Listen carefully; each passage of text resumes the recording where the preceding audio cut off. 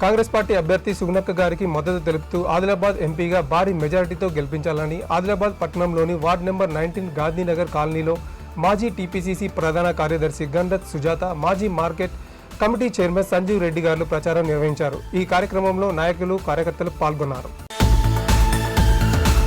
ఖమ్మం పట్టణంలో మయూరి సెంటర్లో కాంగ్రెస్ పార్టీ అభ్యర్థి విజయాన్ని కాంక్షిస్తూ ర్యాలీలో పాల్గొన్న విక్టరీ వెంకటేష్, కాంగ్రెస్ పార్టీ అభ్యర్థి రామ సహాయం, రఘురాం రెడ్డి, మంత్రి పొంగులేటి శ్రీనివాస్ రెడ్డి, తుమ్మల యుగంధర్, సిపిఐ, సిపిఎం నాయకులు తదితరులు పాల్గొన్నారు. తాళ్ళూరు మండలం తాళ్ళూరులో ఈరోజు దర్శి నియోజకవర్గం వైసీపీ పార్టీ ఎమ్మెల్యే అభ్యర్థి బూచపల్లి శివప్రసాద్ రెడ్డి ప్రచార ర్యాలీ నిర్వహించారు. ఈ కార్యక్రమంలో ప్రకాశం జిల్లా ZPTC chairman Buchapalli Venkayamma, MLA అభ్యర్థి బూచపల్లి శివప్రసాద్ రెడ్డి, ఆయన సతీమణి నందిని, తాళ్ళూరు మండల ఎస్సీ సెల్ అధ్యక్షుడు ఆనపర్తి లక్ష్మణ్, వైఎస్ ఎంపీపీ ఎడమకంటే వెంకటేశ్వరరావు రెడ్డి, కృష్ణారెడ్డి పాల్గొన్నారు. చంద్రబాబు నాయుడు విడుదల చేసిన మేనిఫెస్టోలని ప్రజలు నమ్మే పరిస్థితిలో లేరు. చంద్రబాబు నాయుడు చెప్పిన మాటలు ఎప్పుడూ చేయలేదని, చంద్రబాబు నాయుడు మోసగాడని, చంద్రబాబు నాయుడికి తోడుగా అతని కొడుకు లోకేష్ కూడా అలాగే తయారయ్యాడంటూ చంద్రబాబు నాయుడిని దుయ్యబట్టారు.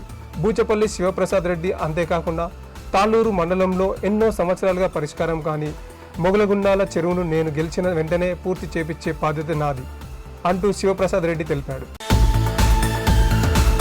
వత్సవాయి మండలం పోలంపల్లి గ్రామంలో భారీగా మద్యం స్వాధీనం.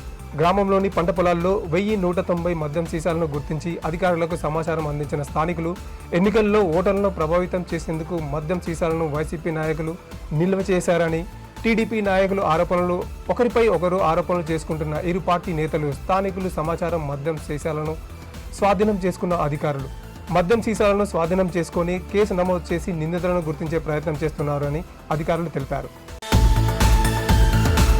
జగ్గయ్యపేట 19వ వార్డు వైసీపీ కౌన్సిలర్ పదవికి రాజీనామా చేసి టీడీపీలో చేరుతున్నట్లు వెల్లడించిన నూకల సాంబ, వైసీపీ పార్టీలో ఎలాంటి గుర్తింపు లేదని, ఆర్యవైశ్యులకు ఎలాంటి లబ్ధి చేకూర్చలేదని నూకల సాంబ వెల్లడించారు. శ్రీ రాజరాజేశ్వర స్వామి ఆలయంలో పూజలు నిర్వహించిన ప్రధానమంత్రి శ్రీ నరేంద్ర మోదీ ఈ రోజు వేములవాడ సభలో పాల్గొన్న సందర్భంగా ముందుగా వేములవాడలోని శ్రీ రాజరాజేశ్వర స్వామి ఆలయాన్ని సందర్శించి స్వామివారికి ప్రత్యేక పూజలు నిర్వహించారు. అంతేకాదు ఇక్కడి సాంప్రదాయమైన కోడలను కట్టేయడం ప్రత్యేక విశేషం. పోలీసులకు నెలకొన్న పోస్టల్ బ్యాలెట్ సమస్యలను పరిష్కరించాలంటూ ఎన్టీఆర్ భవన్ అమరావతి నుండి టీడీపీ పోలిట్ బ్యూరో సభ్యులు అవర్ల రామయ్య వీడియో సమావేశం నిర్వహించారు.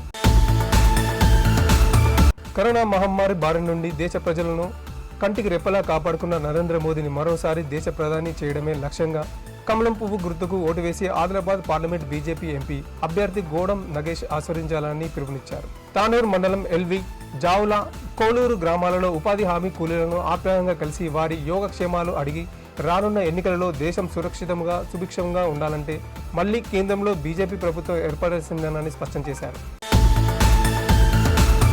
జనసేన, టీడీపీ, బీజేపీ కూటమి ప్రభుత్వం వచ్చాక ప్రభుత్వ ఉద్యోగులకి సకాలంలో జీతభత్యాలు, పెన్షన్లు అందేలా చూసుకుంటామని జనసేన పార్టీ నాయకులు కొడిదెల నాగబాబు గారు ప్రకటించారు.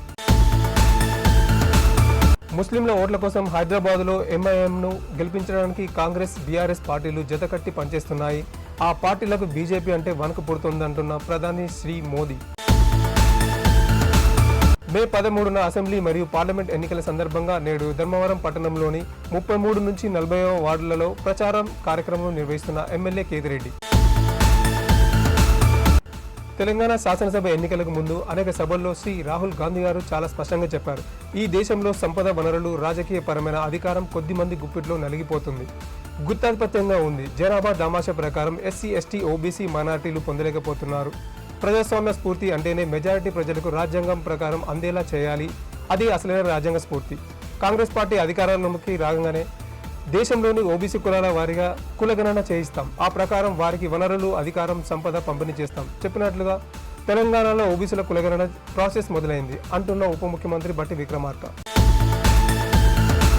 పార్లమెంట్ ఎన్నికల సందర్భంగా వరంగల్ సభలో మోడీ మాట్లాడుతూ ఆర్ఆర్ఆర్ తెలుగు సినిమా 1000 కోట్లు వసూలు చేస్తే కాంగ్రెస్ ఆర్ఆర్ ట్యాక్స్ పేరుతో కేవలం 100 రోజుల్లోనే రికార్డు స్థాయిలో తెలంగాణ సంపదను దోచుకుంటుంది అంటున్నారు. కుబీర్ మండలం మలేగాం గ్రామం ఎన్నికల ప్రచారంలో అధ్యక్షులు బషీర్, యువజన అధ్యక్షులు లవకుష్ రాథోడ్, మాలల ఐక్యత వేదిక అధ్యక్షులు సందీప్ దుగే, మాజీ ఉత్తమ సర్పంచ్, ఎంపీటీసీసీ హనుమన్లు, షేక్ ఇక్బాల్, ఎస్టీ సెల్ సాహెబ్ ప్రచారం చేశారు. రాబోయే పార్లమెంట్ కాంగ్రెస్ సుగుణాకను భారీ మెజారిటీతో గెలిపించాలని, ఉపాధి కూలీ 400 పెంచుతామని, ఇందిరమ్మ ఇల్లు కట్టిస్తామని తెలిపారు. ఏపీ, తెలంగాణలోని పలు ప్రాంతాల్లో వర్షాలు పడుతున్నాయి. మండే ఎండల నుంచి రిలీఫ్ లభించింది. ఈ వర్షాలు మరో 3 రోజులు కొనసాగుతాయని వాతావరణ శాఖ తెలిపింది. గన్నవరం సిట్టింగ్ ఎమ్మెల్యే వల్లభనేని వంశీ ఈసీపై కీలక వ్యాఖ్యలు చేశారు. పథకాల విషయంలో ఈసీ పక్షధోరణి అవలంబిస్తుందన్నారు. గత ఎన్నికలకు ముందు పసుపు కుంకుమ పంపిణీకి అనుమతిచ్చారని గుర్తు చేశారు. ఇప్పుడు 4 ఏళ్లుగా నడుస్తున్న స్కీమ్స్ ని నిలిపివేశారని వివరించారు. పేదలకు బాధ పెట్టడమే చంద్రబాబు లక్ష్యమని మండిపడ్డారు. ఓటు అనే ఆయుధంతో చంద్రబాబుకు సమాధానం చెప్పాలని ప్రజలకు పిలుపునిచ్చారు.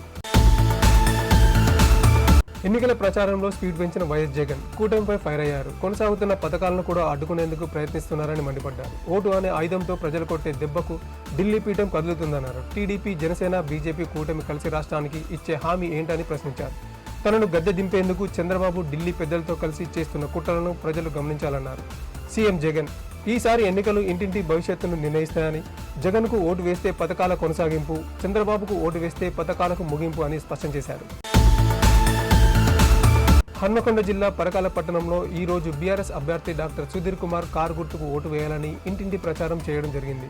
ఈ కార్యక్రమంలో 19వ డివిజన్ అధ్యక్షులు బోట్ల నరేష్, ప్రధాన కార్యదర్శి ఏకు కార్తీక్, మహిళా అధ్యక్షురాలు బండి శ్రావణి, వసంత కె, అజయ్, లావణ్య, మహేష్, సాదిక్ ముఖ్య కార్యకర్తలు పాల్గొన్నారు. ఎన్టీఆర్ జిల్లా మైలవరం నియోజకవర్గం ఇబ్రహీంపట్నం మండలం కొండపల్లి గ్రామంలో ఎన్డీఏ ఉమ్మడి కూటమి అభ్యర్థి స్థానిక ఎమ్మెల్యే వసంతకృష్ణ ప్రసాద్ భారీ ర్యాలీ నిర్వహించారు. ఈ కార్యక్రమంలో విజయవాడ ఎంపీ అభ్యర్థి కేశినేని చిన్ని, మైలవరం జనసేన ఇన్ఛార్జ్ అక్కల గాంధీ, మైలవరం బీజేపీ ఇన్ఛార్జ్ నూతలపాటి బాలకోటేశ్వరరావు పాల్గొన్నారు. ఈ సందర్భంగా ఈయన మాట్లాడుతూ మైలవరం నియోజకవర్గానికి సీఎం జగన్ తీరని అన్యాయం చేశారని, కనీసం త్రాగునీరు కూడా ఇవ్వలేకపోయారని, నియోజకవర్గ అభివృద్ధికి ఎటువంటి నిధులు సమకూర్చలేదని అన్నారు.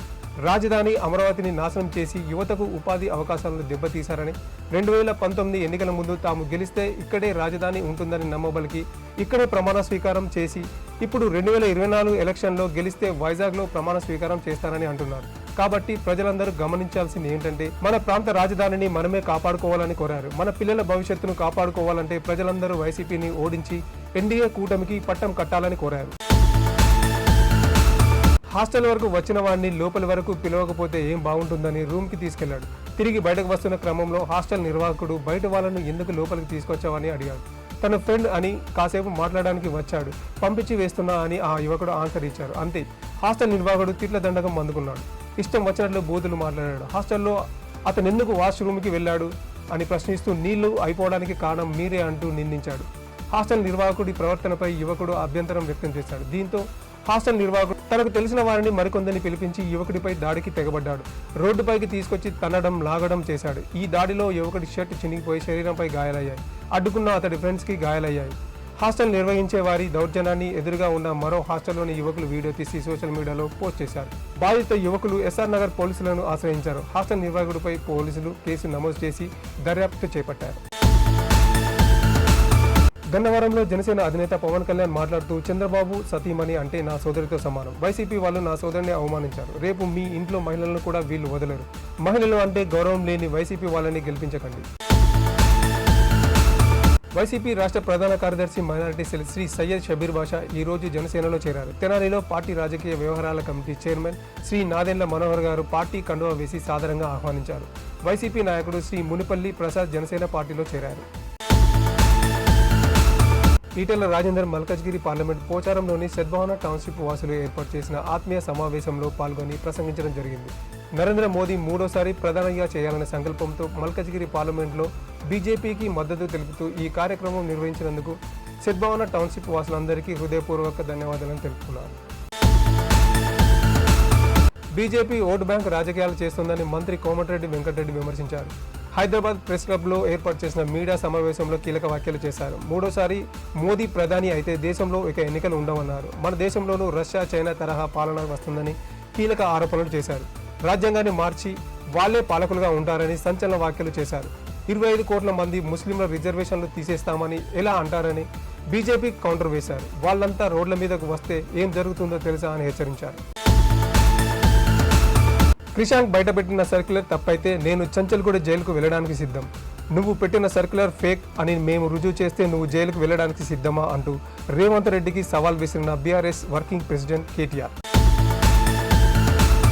ఇది ఈరోజు ఫాస్ట్ టాప్ 25 న్యూస్. చూస్తూనే ఉండండి RP7 TV.